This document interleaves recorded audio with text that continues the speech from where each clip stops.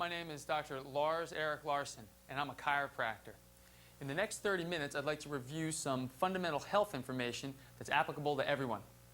Now, many of my talks are very specific, but they all involve basic health tenets.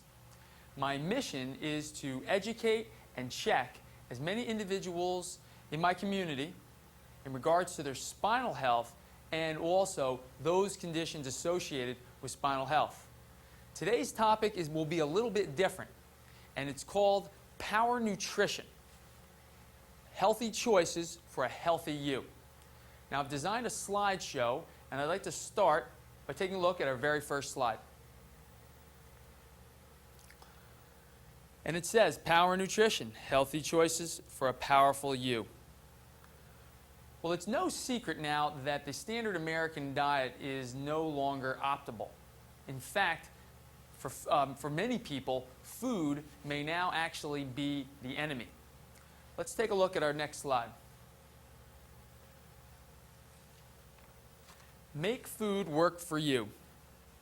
We're going to talk today about how to increase your energy, how you can make better food choices, and how you can be more fit and more resistant to illnesses. You see, we can use food to our advantage, or we can allow food to control our life and lead us down perhaps a dangerous path. Many people today are over-consuming calories and eating the wrong balance of foods, and this will be the gist of our whole discussion. We're going to make it rather simple and concentrate on some of the basics of nutrition. Let's take a look at our next slide. This slide's about your vital needs. Now, as you can see the pyramid here, nutrients lie at the base of the pyramid. And above that is your water balance, and above that oxygen, and at the very top is your nerve flow. Now, as a chiropractor, I'm going to talk about the importance of nerve flow with all of my patients. But today's topic, we're going to focus on nutrients, which makes up the base of that pyramid. So you have to have healthy foods and nutrition going through your body, and then your nervous system can use that nutrition to make you more healthy. Let's take a look at our next slide. Let's go over some common myths. Shed spread, which is a kind of a fake butter, is better for you than butter. You should drink water with your meals. NutraSweet and diet sodas will help you lose weight faster. Skipping meals will help you lose weight. And the great one at the bottom, donuts are a great way to start the day. Now, that's just a joke, of course. However, let's talk about hydrogenated oils for just a second. See, it's better, in my opinion, to eat more natural oils, such as butter, compared to something that was created in a lab. Many times margarine and margarine substitutes are heated to high temperatures, and that changes the bonds in the food, and it changes the way your body actually looks at that food and is a leading cause of heart disease. So in my opinion, natural oils and butter are much better than the fake substitutes. Now, another one is NutraSweet. This is a dangerous chemical, in my opinion, because it is also an artificial sweetener.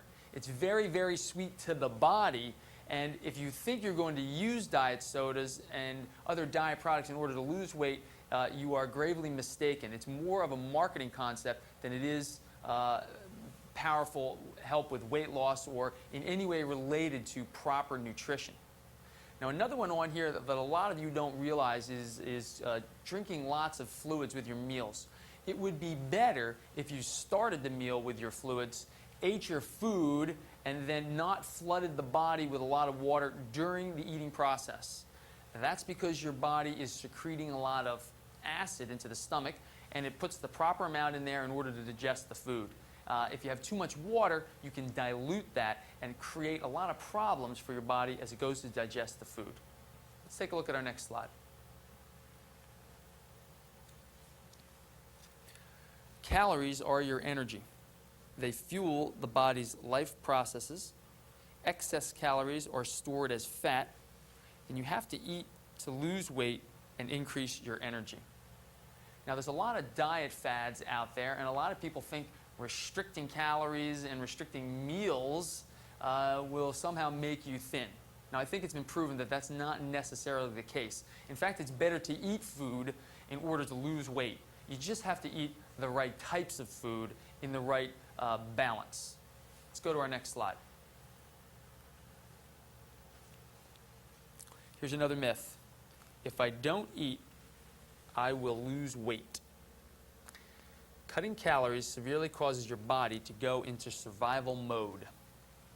It reduces the metabolic rate, it stores calories as fat, uses muscle tissue for energy instead of fat reserves, and a loss of muscle reduces your body's ability to burn calories.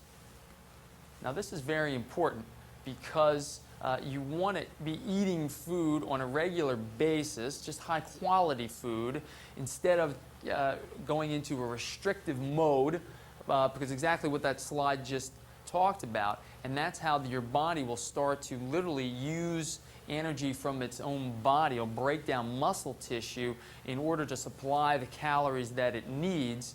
But it'll also go into a survival mode and reduce your overall metabolic rate. And basically what your body does is just becomes more efficient at burning those calories and waits for the next time that you're going to eat.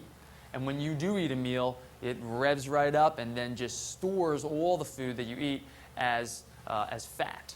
So it's not a good strategy to skip meals. In fact, it's better to get on a regular habit where you're eating meals at a regular time throughout the day. Let's look at our next slide. Here's the FIT formula. Your body uses what you give it. Sugar will burst your body with energy and then crash.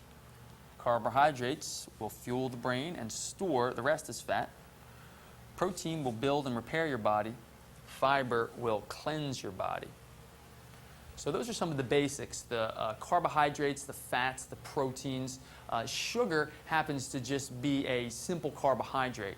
And we need carbohydrates to fuel the brain. But it would be better if you got your carbohydrates in the form of a complex carbohydrate. That's something that doesn't necessarily melt right in your mouth. It would take longer, such as a carrot.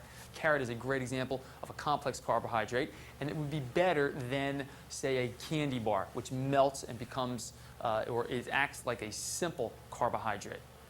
Fiber is also very important and is in a lot of different vegetables and fruits and helps to cleanse the body. Let's look at our next slide. Food choices increase your risk of diabetes. Women who ate a diet of starchy, low-fiber foods and drank a lot of soft drinks were 2.5 times more likely to get diabetes. And women who ate high-fiber foods and drank few soft drinks were less likely to get diabetes.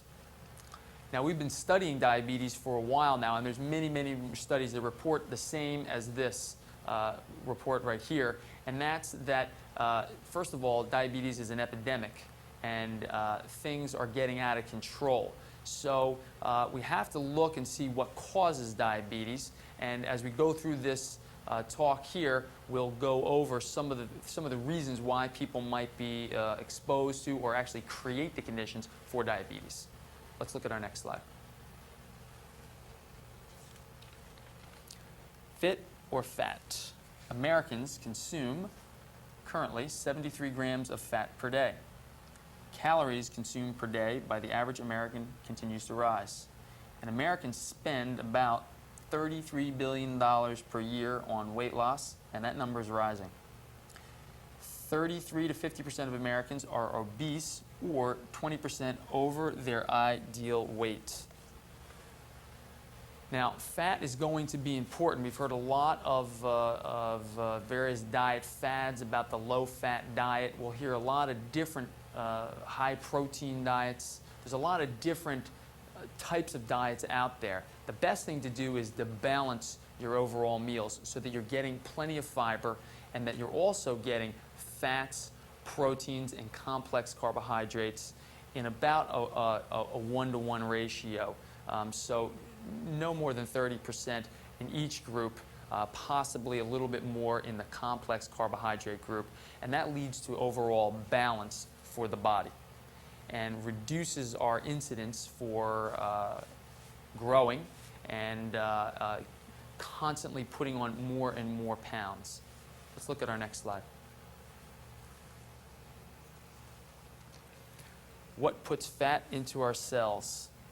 Insulin takes sugar out of the bloodstream and puts it into our cells. Foods high in sugar program your body to be hungry more often. Excess sugar is then converted into fat.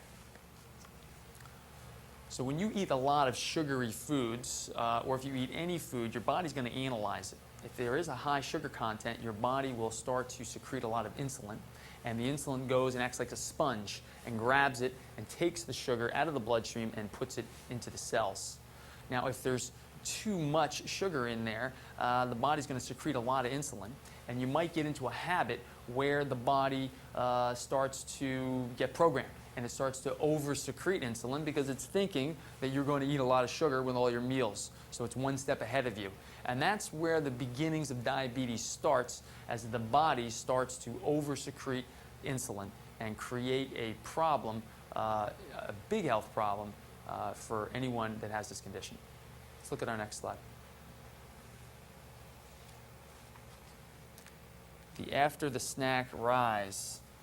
Your pancreas gets overexcited, too much insulin is secreted, and then you get a drop in blood sugar. In addition, your adrenal glands are stressed. You go into a fight or flight response, and this exhausts the adrenal glands. So what happens when we get all this sugar in the system is the body acts almost like a yo-yo, where the insulin's secreted. If it over-secretes, then your blood sugar drops dramatically, and then you might get tired.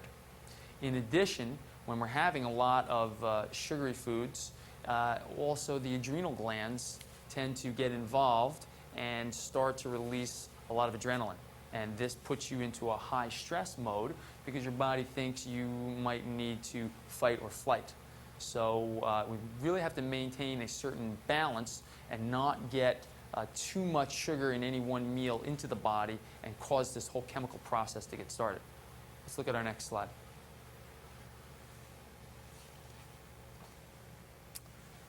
The fall in blood sugar. When blood glucose drops too low, we get tired.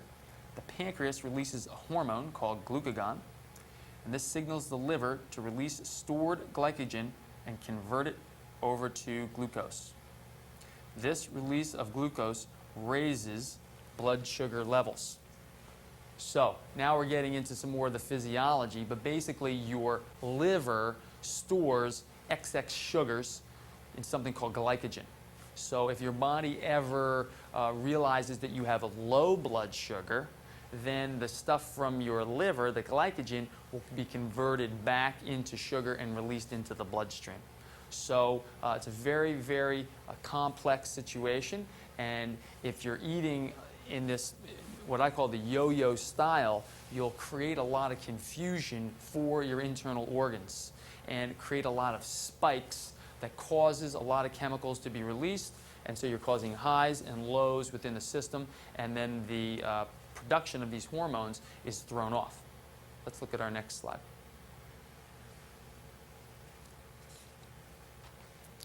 Why do I gain weight and I don't eat a lot? 25% of Americans are insulin resistant or carbohydrate sensitive. They stabilize their blood sugar by over-secreting insulin after eating carbohydrates. The more insulin their bodies produce to compensate for this insensitivity, the more fat their bodies store. So as your body has sugar in there, if there's any excess, the body will save it for another time because it wants to retain these calories, and it's going to store extra sugar in the form of fat. And so many times what people don't realize is the body becomes very efficient at storing these extra calories. So even if you're eating a small amount of the wrong kind of foods, your body is going to be very efficient at storing those excess calories as fat. If you combine that with a lack of movement or exercise, this is what starts the whole program of increasing your weight. Let's look at our next slide. Hypoglycemia. This affects about 16 million people, and this is a deficiency of glucose or sugar in the blood. Almost 50% of these people are unaware of it. Symptoms are weakness, drowsiness, confusion, irritability, headaches, cold, clammy feeling, and blackouts. This is really another carbohydrate disorder, hypoglycemia as opposed to hyperglycemia. Now you have too little blood sugar. And so it's really the opposite of diabetes. And when you have low blood sugar, it creates many times a lot of symptoms for people. And this can happen from over long periods of time, also from improper eating habits, eating the wrong types of food in the wrong combinations. Let's look at our next slide.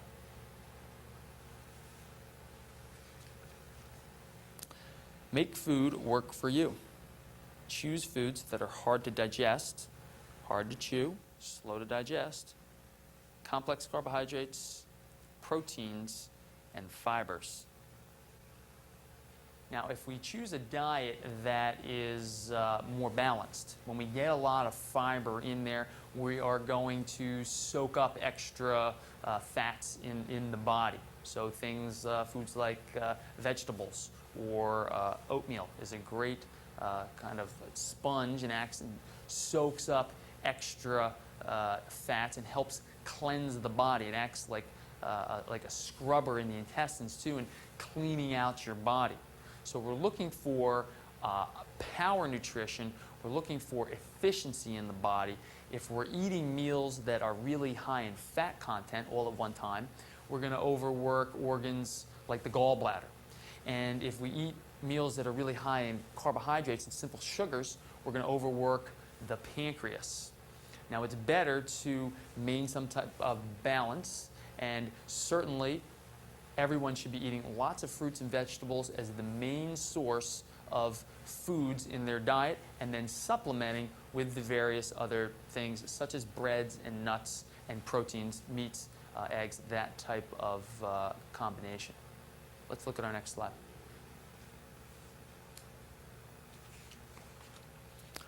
Okay, well, this is a test. Which of these are not carbohydrates?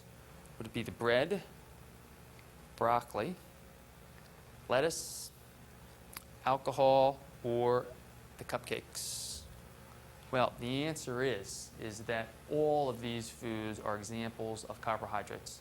Some of them complex carbohydrates, some of them simple carbohydrates, and really basically just sugar. So obviously cupcakes, we can think of that right away. That's just sugar. But also alcohol. Alcohol is converted rapidly in the body to a sugar, glucose. And not only does alcohol have its own dangerous effects, but a lot of people eating or drinking a lot of alcohol would tend to put on a lot of calories. And it's a way to increase your weight because there's a lot of sugar. And what happens is if you drink a lot of, say, beer, okay, what's going to happen is the body's going to convert those extra calories right into fat.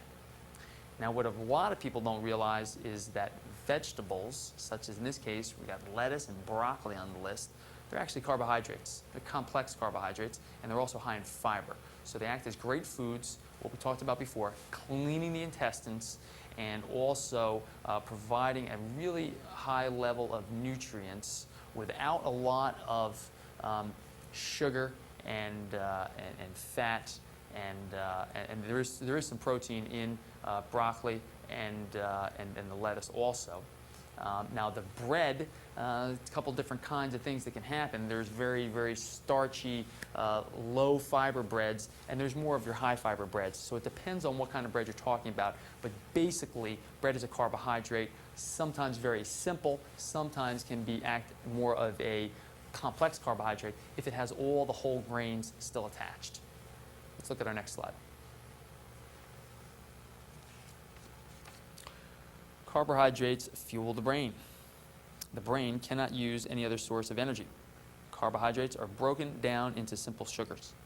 A steady glucose supply to the brain is a top priority for your body.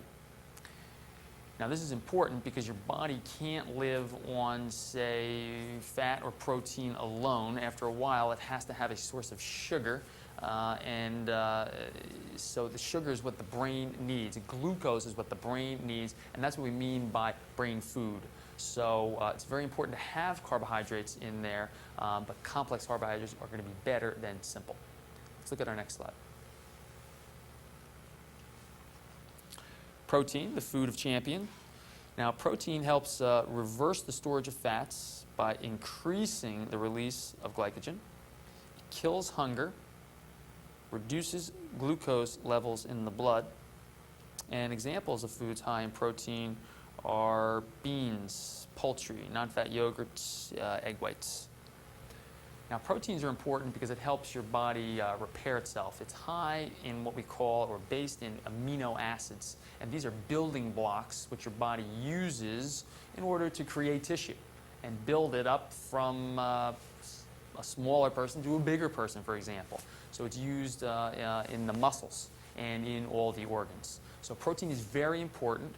If you were to eat just protein, though, then you would be out of balance. So you hear a lot about the high protein diets. And that can be good temporarily to help you maybe change the way you're eating and help start a weight loss. But over a long period of time, if you're on a high protein diet, it will affect the kidneys and other organs and create more of a burnout in the body. So it's expensive to digest the proteins and may also expose you to increased levels of osteoporosis, because your body would use a lot of minerals, such as calcium, in order to digest proteins. Let's look at our next slide. Fiber, the king of weight loss. High soluble fiber makes you feel full and energized. It kills hunger, reduces glucose, turns off the hormones that make you fat. And examples of foods high in fiber would be beans, whole grains, fruits. One of my favorites is I start every day with oatmeal.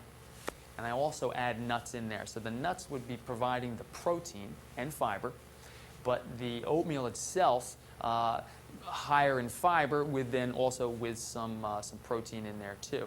So it's an example of a meal where you can really get a lot out of it and move stuff through your system.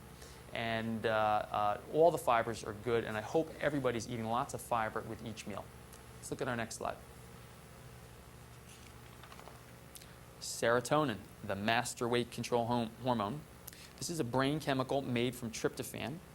It helps to regulate mood and helps you say no to drugs, alcohol, binge eating, and impulsive behavior. A serotonin deficiency can cause depression. Now, I won't get into all the specifics about this, but some foods that are high in serotonin and tryptophan would be things like turkey or salmon. And it can help to regulate your mood. So it'd be very important to make sure that your body has the correct serotonin balance, because if you get into a state of depression, you may want to eat a lot more food. Let's look at our next slide. Foods to avoid. Beef, fat, egg yolks, highly processed and refined foods, lots of water during meals, sugar substitutes, butter substitutes, high fat and sugar combinations. These are all pretty obvious, I think, and we've talked a little bit about these. Let's go right to our next slide. This would say how we sabotage our health. We take in acids, which reduces our stomach acid. That leads to incomplete food breakdown and fermentation in the stomach, and may even expose you to allergies. So we don't want to take those medications in order to address the HCl. We want to eat foods in the right combination. Let's take a look at our next slide. Here's some simple things that you can do. Drink a glass of water a half an hour before your meal. Increase your protein intake at all meals. Increase your fiber intake. Use real butter. and sugar sparingly. Keep fit with good posture and exercise. Eat lots of complex carbohydrates. Eat foods which make you chew more. And then you'll feel hungry less often. You'll have more energy, and you'll lose weight and keep it off. Let's look at our next slide. Here we're back to our category of vital needs. Now, please remember that nerve flow is the very top of the pyramid, and that's why I have the spine out here. You must have a healthy spine and healthy nerve flow in order to have a healthy body. Now, today's topic is about nutrition and what nutrition does. Healthy nutrition, power nutrition, helps your body distribute and have all the proper nutrients in there so that you can be as healthy as you can be. Remember, the definition of health is 100% function. So you need a proper nerve flow, but you need all that nutrition to get to 100% function. Now also, it's obvious that we need exercise, which increases oxygen through the body, and we also need lots of water. So when you're thinking of nutrition, think of the drinks that you're drinking. Coffee and soda and alcohol rob the body of nutrients. And things like water and fresh juices of that nature helps restore proper fluid level and nutrients into the body. So that's our talk today on power nutrition. I hope that helps some of you out there. I hope it helps all of you. If you have any questions about the spine or about nutrition, please don't hesitate to call me.